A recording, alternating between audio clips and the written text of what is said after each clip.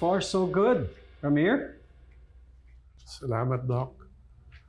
Swerte nga ako habang nasa coma ako. Binabantayan ako at kinakausap ni Trixie.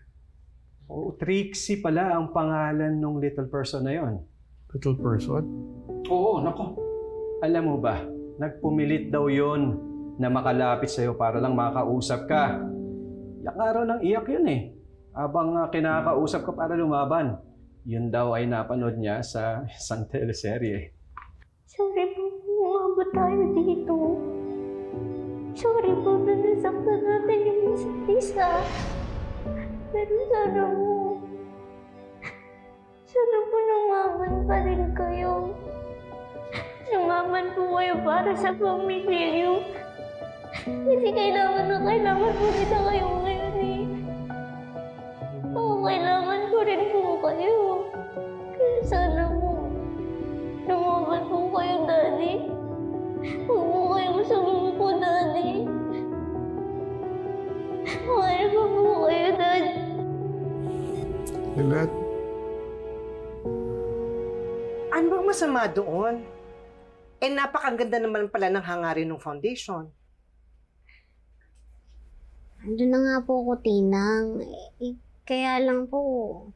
Kaya lang, iniisip mo sila, Trixie. Opo. Gusto ko po sana ceasefire muna eh.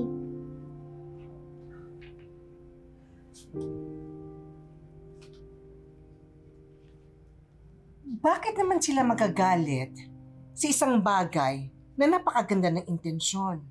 At saka isa pa, di ba? Sinasabi mo na hanggang ngayon, naglalaro pa rin sa isip mo na paano nga kung biktima talaga si Trixie? Opo, Tinang.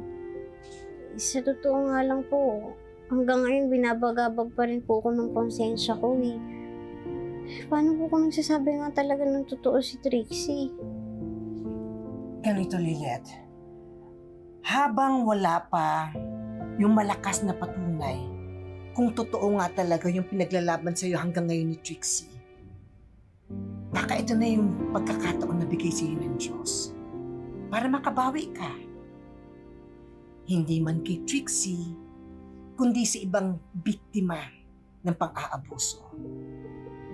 At alam ko, Lilet, kapag napatunayan mo na kung ano ba talaga yung totoo, gagawin mo yung nararapat para maituwid mo yung mga pagkakamali mo.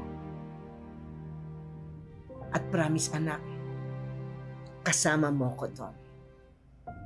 Lagi at palagi.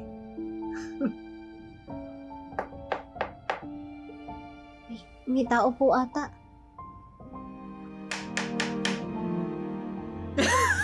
Tinang, ano na naman pang pakulo yan? Kumakatok sa'yo ang pagkakataon para makatulong ka sa iba.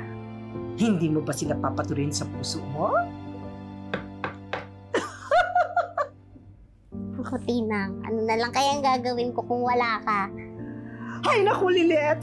Hindi ako mawawala sa'yo dahil magnet ako.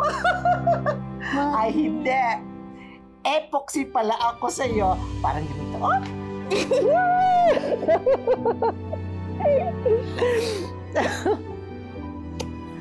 Thank you, Tinang.